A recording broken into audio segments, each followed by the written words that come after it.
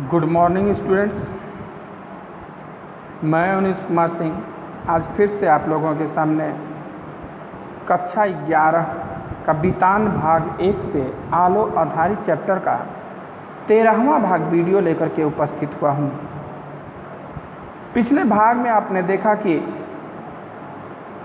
किस प्रकार से लेखिका अब अपना जीवन सुखपूर्वक बिता रही थी। सोचती थी कि मेरा इतना सुख कहाँ था अब तक, मैं इतना सुख बर्दाश्त कर पाऊँगी या नहीं कर पाऊँगी। अब बच्चे भी उसके बड़े समझदार हो गए थे क्योंकि वो पढ़ने लिखने जाया करते थे। अब झुग्गी झुपड़ियों के बच्चों के साथ नहीं खेलते थे, उठते बैठते नहीं थे, तो समझदारी वाली बात करने लगे थे। एक दिन उसकी लड़की ने यूं ही पूछ लिया कि माँ, तुम कभी स्कूल गई हो? तो इसने ने कहा कि भाई, अब ये अवाक रह गई कि ये इससे क्या पूछ रही है।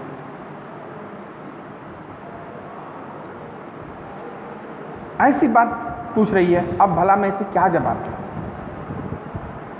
वो सोच रही थी कि उससे पहले ही उसने कह दिया कि माँ कोई कविता सुनाओ। तो मुझे क्या हुआ सब अब याद था, फिर भी जो 2-4 लाइनें जो स्कूल में पढ़ी थी, उठो लाला बे आके खोलो पानी लाई हूँ, या ट्विंकल ट्विंकल लिटिल स्टार, है जो छोटे क्लास में पढ़ाई जाती। कविता तो उधर की याद रहती, इधर वाले तो याद ही नहीं करते आप लोग। तो सुनाने लगी तो उसकी बेटी हंसने लगे कि बच्चों वाली कहानी कविता सुना रही हो।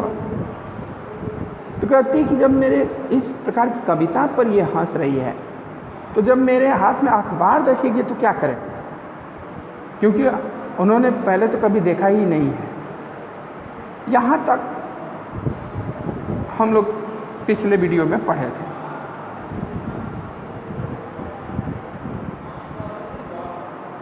कहते हैं कि यहाँ मैं रोज़ सवेरे अखबार देखती थी। अंग्रेजी न जानने से उसका सिर पैर कुछ भी समझ नहीं पाते थे। अंग्रेजी क्या हिंदी भी नहीं जानती थी। वो पढ़ाती थी बांग्ला सिर्फ जानती थी। तो अंग्रेजी का अखबार आता था, क्या करती थी, उसका जो फिगर होता था पेपर में, उस फिगर को बस उलट पलट करके देखते थे और तातुस से उनके बारे में पूछती थी कि यह क्या है, यहाँ कैसे है, क्यों है, इत्यादि। तातुस कहते हैं तस्वीरों के नीचे बड़े बड़े अक्षरों में जो लिखा है उसे पढ़ने की कोशिश करो। क्योंकि जो हेडिंग्स है, हेडलाइंस है, जो मोटे मोटे अक्षरों में लिखा है, उसको एक एक लेटर पढ़ने का कोशिश करो। मैं एक एक अक्षर बोलती जाती और तातुस करते जाते। जब सारे अक्षर खत्म हो जाते तो तातुस पूरे शब्द का उच्चारण कर देते और उसका मतलब भी बता देते। एक एक लेटर, एक एक स्पेलिंग पढ़ती।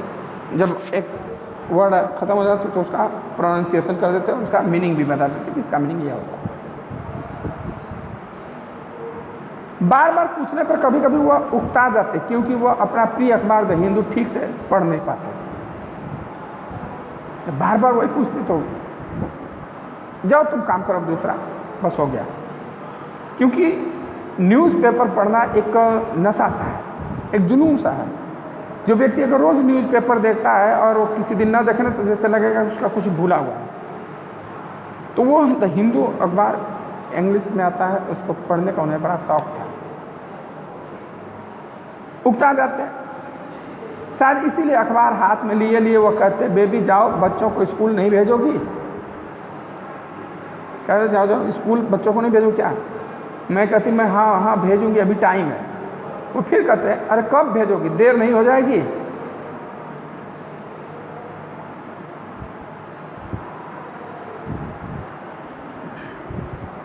जाओ। मैं घड़ी की तरफ देख उठ पड़ती। बच्चों को स्कूल भेजना ही तो कोई अकेला काम था नहीं। जब घड़ी देखती, अरे इतना टाइम हो गया, चली जाती। देख बस बच्चों को भेजना ही स्कूल काम थोड़ा था।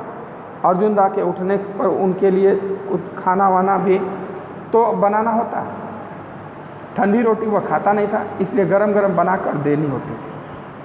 उसे अच्छी अच्छी चीज़ें खाने का शौक़ था, चिकन विकन, बिरयानी, पुलाव, उस अच्छी कबाब, आलू पराठा, पुदीना पराठा, यह सब उसे अधिक पसंद था। साथ में टोमेटो सूप, चिकन सूप, प्याज सूप जैसा कुछ भी हो तो और भी अच्छा है। कह रहे कि भाई और भी वहाँ काम थे।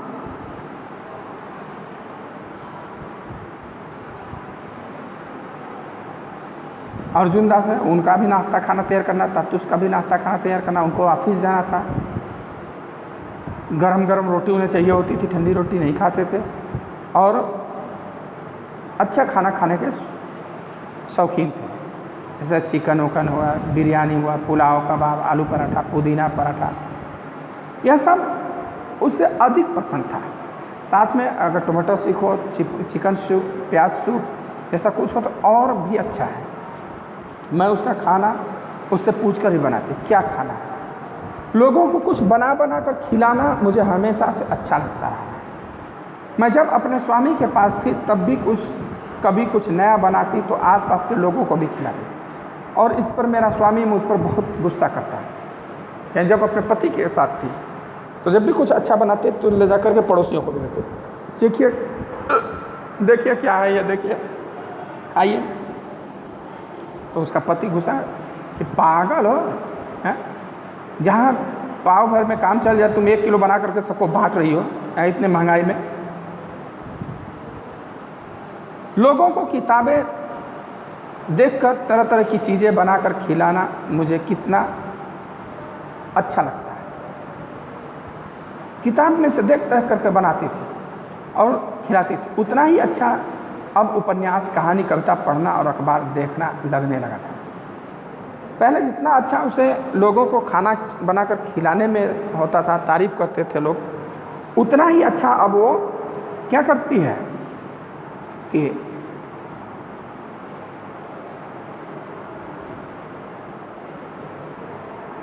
लोगों को खाना बना करके खिलाने के बजाय अब किताबें पढ़ना, लिखना, उपन्यास पढ़ना इत्यादि अब उसे अच्छा लगने लगा है। अखबार देखते देखते मुझ पर जैसे उसका नशा सा चढ़ गया था। ये बस फोटो देखती थी, अब उसको भी वो नशा, आदत लग गई। तातुस उसमें से जो कुछ मुझे बताते वह सब मेरे लिए बिल्कुल नया होता, और वैसी बातें बार बार सुनने समझने के लिए मैं रोज़ सवेरे गेट पर खड़ी हो अखबार आने का रास्ता देखती हूँ। जो भी तातुस देखो कि ये पार्लियामेंट का न्यूज़ है, ये देश का न्यूज़ है, ये विदेश का न्यूज़ है, ये दिल्ली का न्यूज़ है, हैं, वो सब सुनती तो उसके लिए नया, क्योंकि उस समाचार वगैरह नहीं सुनते थे, वो सब उसके लिए नया ही था। तो अब इतना उसको जुनून हो गया कि रोज़ सुबह अखबार वाले के आने से पहले वो गेट पर खड़ा रहती, कब वो अखबार लेकर के आएगा, और लेकर के आते थे। उस दिन सवेरे उठने में मुझे थोड़ी देर हो गई। नीचे आई तो देखा तातुस स्वयं ही अखबार लाकर पढ़ रहे हैं। मैं जल्दी जल्दी किचन में गई और चाय बना लाई। उन्हें चाय देकर मैंने दूसरा अखबार उठा लिया और उसकी तस्वीरें देखने लगी। तातुस बोले, तुम्हारी चाय कहाँ है, जाओ ले आओ। मैं चाय लेकर खड़े खड़े पीने लगी तो उन्होंने कहा, खड़ी क्यों, बैठ जाओ। सुबह उठी उस दिन तो क्या हुआ, लेट हो गया। तब तक अखबार वाला आ चुका था, तातुस अखबार ला करके पढ़ रहे थे, और इतना लेट गई, तुरंत चाय बनाई, चाय बना के उनको दी, कहा कि तुम्हारा चाय कहाँ है। अब चाय दे करके लगी अखबार देखना, पहले अपना चाय लेकर के आओ। चाय ले फिर खड़े खड़े अखबार देख रही है, इतना नशा। कह रहे बैठ जाओ, बैठ करके भी अखबार, चाय पियो और अखबार देखो।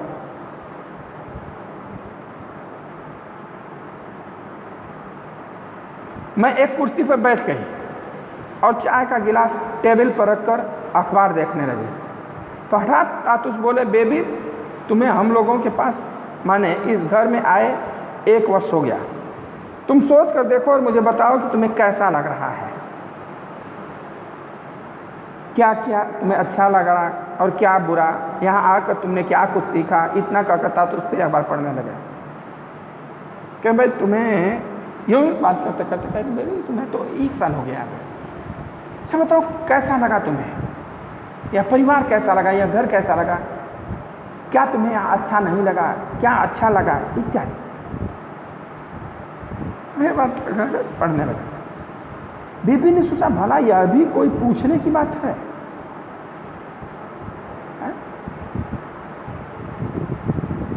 उसने उनकी बात का कोई जवाब नहीं दिया।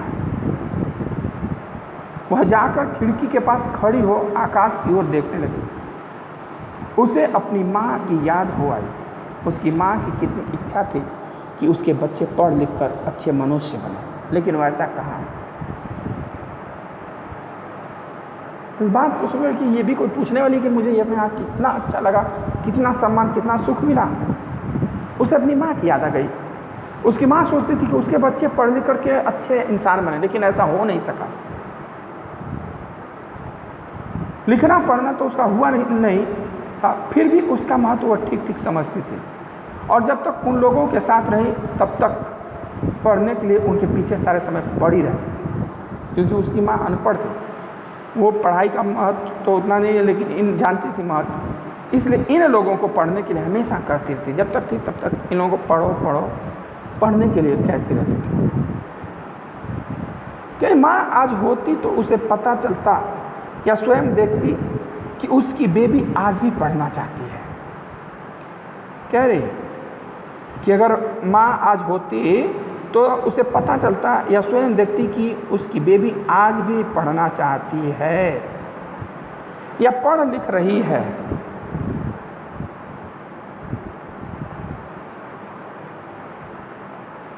तो उसे कितनी खुशी होती। आकाश की ओर देखती जैसे वह अपनी माँ से कहना चाहती है, माँ तुम एक बार आकर देख जाओ, मैं अभी भी लिखना पढ़ना चाहती हूँ, अपने बच्चों को पढ़ाकर अच्छा बनाना चाहती हूँ, उन्हें बस तुम्हारा आशीर्वाद चाहिए।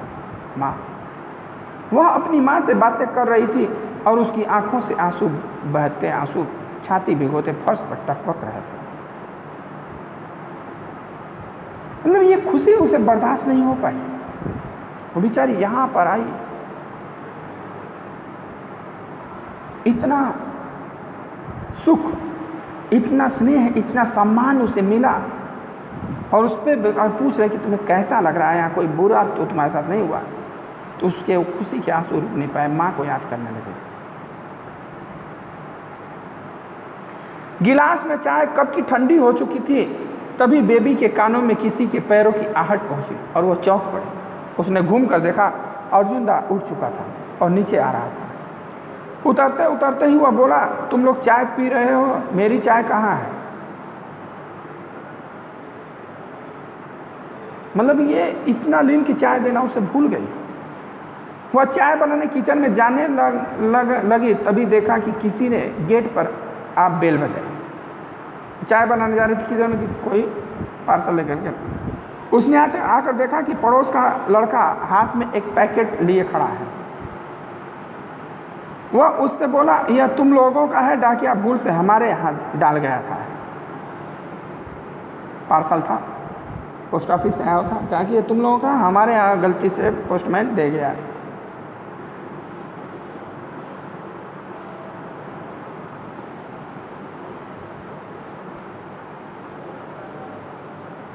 उस लड़के से पैकेट ले उसने आकर तातुस को दे दिया। तातुस ने देखकर कहा, यह तो तुम्हारा है, यह लो, जाकर देखो इसमें क्या है। पैकेट लेकर वह किचन में गई और अर्जुन की चाय का पानी चढ़ाकर उसने पैकेट खोला। पैकेट में एक पत्रिका थी। वह उसे पलटने लगी तो उसमें एक जगह उसने अपना नाम देखा।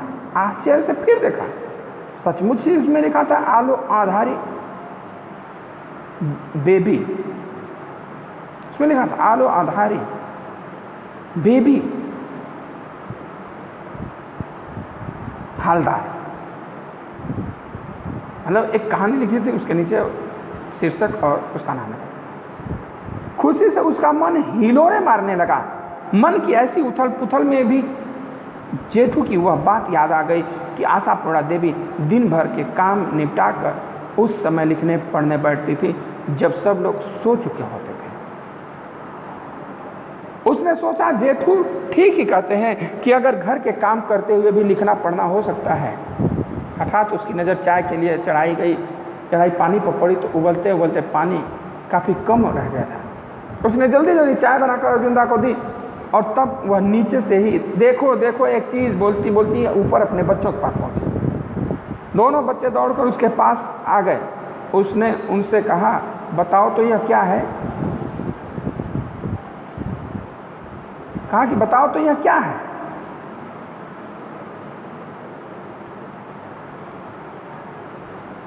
क्या लिखा है? बच्चे उसका बताओ ये क्या लिखा है? वो कहानी का नाम और अपना नाम बता दिखा रहे बच्चों को। उसकी लड़की ने एक एक कर सभी अक्षर पढ़े और बोली, बेबी हालदार। माँ ये तो तुम्हारा किताब है, नाम है तो किताब में। दोनों बच्चे हंसने लगे।